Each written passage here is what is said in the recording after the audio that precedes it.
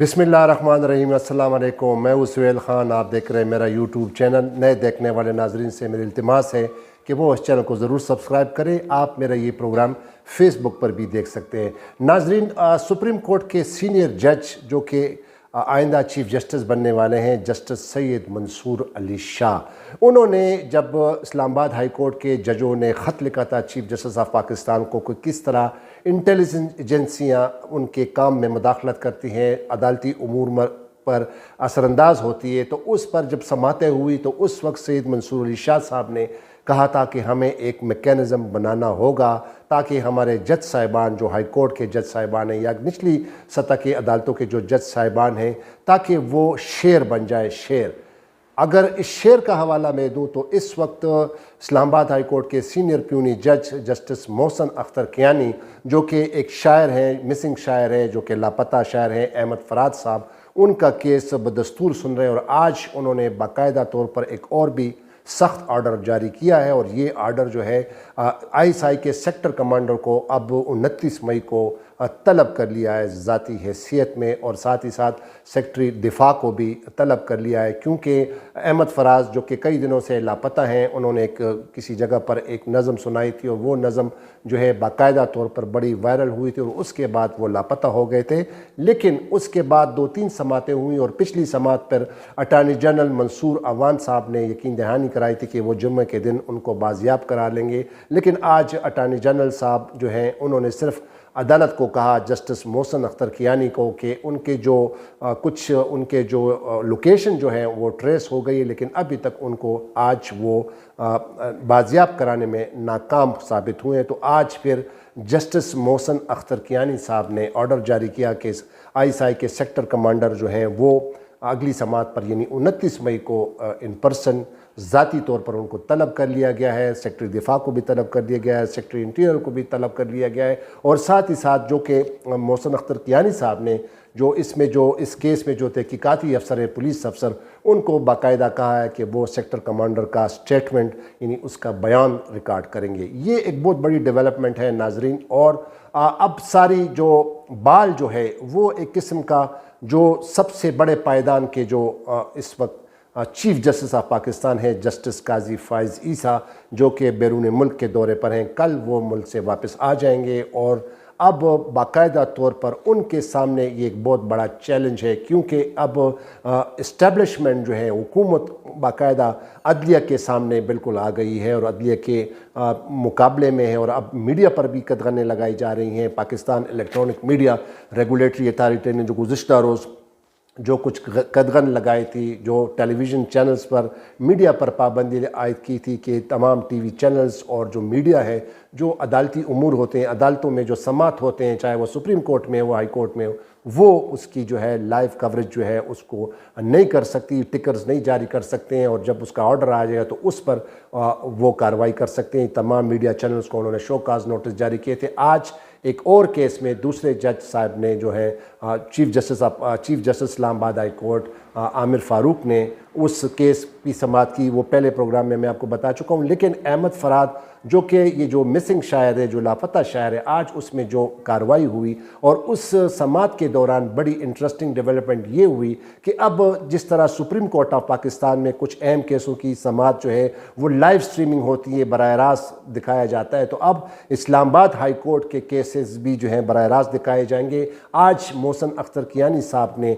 जब ये केस की समाअत कर रहे थे तो सीनियर जर्नलिस्ट हामिद मीर, उन्होंने उनकी तवज्जो इस तरफ मुबज़्ज़ल करवाई कि जो इलेक्ट्रॉनिक मीडिया है, जो पाकिस्तान इलेक्ट्रॉनिक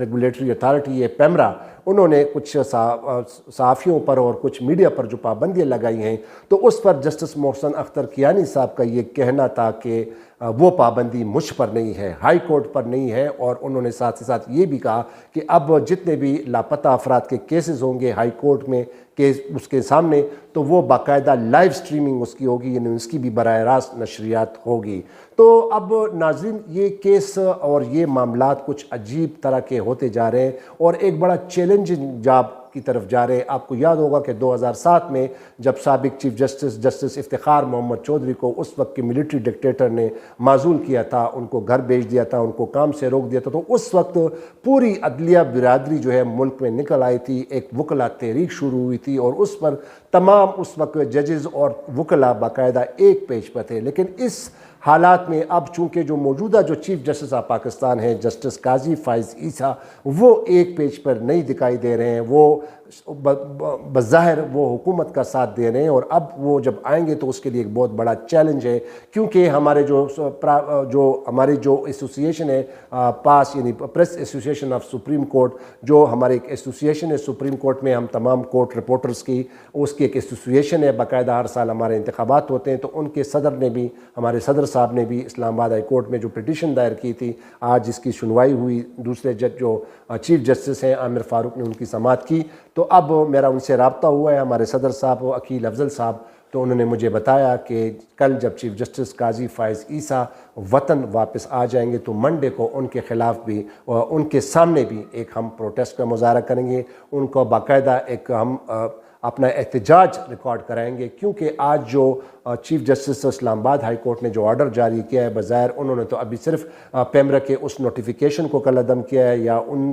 جو شوکاز نوٹس جاری کیے گئے تھے میڈیا ہاؤسز کو، وہ صرف سسپینڈ کیا ہے، اور وہ 28 مئی کو پھر اس کیس کی سماعت ہوگی۔ لیکن ہماری جو تنظیمیں ہیں، جو پریس ایسوسیشن سپریم کورٹ اور اسلام آباد ہائی کورٹ کی جو رپورٹرز ایسوسیشن ہے، وہ آج کے اس فیصلے سے کچھ زیادہ خوش نہیں ہے، لیکن وہ ہم امید کرتے ہیں کہ آئندہ جب سماعت ہوگی چیف جسٹس اسلام آباد ہائی کورٹ تو اس پر ایک باقاعدہ آرڈر جاری کریں گے۔ اس پروگرام کا مقصد صرف یہ ہے ناظرین کہ جو قاضی فائز عیسیٰ صاحب ہیں، جو ان کو آپ کو یاد ہوگا کہ 25 مارچ کو اسلام آباد ہائی کورٹ کے 6 ججوں نے جو خط لکھا تھا کہ کس طرح انٹیلیجنس ایجنسیاں اور حکومتی ادارے جو ہیں وہ ان کے کام میں مداخلت کرتے ہیں، عدالتی امور پر اثر انداز ہونے کی کوشش کرتے ہیں، تو اس پر بھی بڑا واویلا ہوا تھا، اور پورے اس پر پھر چیف جسٹس صاحب نے ایک کمیشن بنایا، وہ کمیشن کے جو سربراہ تھے سابق چیف جسٹس، انہوں نے انکار کر دیا تھا، ایک لمبی چوڑی کہانی ہے، ایون پرائم منسٹر سے بھی ملے تھے، اور اس کے بعد پھر انہوں نے اس پر سو موٹو لیا، اور اس پر اب کارروائی جاری ہے، اور اس کے علاوہ تمام ہائی کورٹوں کے ججوں نے، یعنی اسلام آباد high court, Lahore high court, Sindh high court اور اسلام آباد ہائی کورٹ کے تمام ججوں نے یکجان ہو کر یہ اعتراف کیا تھا کہ ہاں ان کے کام میں مداخلت ہو رہی جاری ہے، اور سپریم کورٹ آف پاکستان کو یہ سجیسٹ کیا تھا کہ یہ اس کے معاملے میں ضرور کچھ مثبت اقدامات ہونے چاہیے، لیکن بدقسمتی سے چیف جسٹس قاضی فائز عیسیٰ ٹس سے مس نہیں ہوئے ابھی تک، انہوں نے اس پر کوئی وہ آرڈر جاری نہیں کیا۔ یہ الگ بات ہے کہ ادر جو ان کے ساتھ جو ججز تھے، سید منصور علی شاہ، عطر من اللہ اور نعیم اختر افغان جو اس بینچ میں رکن تھے، انہوں نے باقاعدہ کہا ہے کہ یہ باقاعدہ اس پر کچھ ہونا چاہیے، لیکن ابھی تک چیف جسٹس قاضی فائز عیسیٰ نے اس پر کوئی واضح سٹینڈ نہیں لیا۔ جس طرح سٹارٹ میں نے آپ کو کہا کہ جسٹس منصور علی شاہ صاحب نے کہا تھا کہ اس کے لیے کیونکہ ہمیں ایک میکینزم تشکیل دینا پڑے گا، میکینزم بنانا پڑے گا، تاکہ ہمارے جو لوور جوڈیشری ہائی کورٹ کے جج ہیں وہ شیئر بن جائے کہ اس طرح کے حالات ہوں تو اس کا سامنا کر سکیں۔ لیکن ساتھ ہی ساتھ آپ کو یہ بتاتا چلوں کہ چیف جسٹس قاضی فائز عیسیٰ کہتے تھے نا کہ ججز خود کیوں نہیں کرتے، اگر ان کے سامنے کوئی اس طرح کے معاملات ہوں تو اس پہ وہ خود نوٹس لیں، اس کو کنٹیمپٹ نوٹس جاری کریں، وہ خود کیوں نہیں کرتے، ہمیں کیوں لیٹر لکھا گیا۔ تو اب اس کا کہنا یہ کہ اب وہ جو ججز ہیں بقول جسٹس قاضی فائز عیسیٰ کے کہ یہ ججز خود کیوں نہیں کریں، تو اب وہ اسلام آباد ہائی کورٹ کے ججز انہوں نے اب اپنا کام شروع کر دیا، اور یہ تاریخ میں، پاکستان کی تاریخ میں پہلی دفعہ ایسا ہوا ہے کہ ایک اسلام آباد ہائی کورٹ کے جج نے اب وہ آئی ایس آئی کے سیکٹر کمانڈر کو 29 مئی کو طلب کر لیا ہے ذاتی حیثیت میں، اور ایک پولیس افسر کو کہا ہے کہ آپ اس کا سٹیٹمنٹ ریکارڈ کریں گے۔ یہ ایک بہت بڑی ڈیولپمنٹ ہے، لیکن ناظرین اس پروگرام کا مقصد، میرے کہنے کا مطلب کم از کم میری یہ انڈرسٹینڈنگ ہے کہ اس وقت نہ صرف وکلا کو بلکہ قاضی فائز عیسیٰ کو بھی اپنے ججوں کے ساتھ اپنے ججوں کے ساتھ شانہ بشانہ کھڑے ہونے کی ضرورت ہے، کیونکہ یہ نہ صرف میڈیا پر پابندی کی بات نہیں ہے بلکہ یہ ججز پر بھی پابندی کی باتیں ہیں، کیونکہ ججز جو محسن اختر کیانی صاحب نے جب احمد فراز صاحب کے جو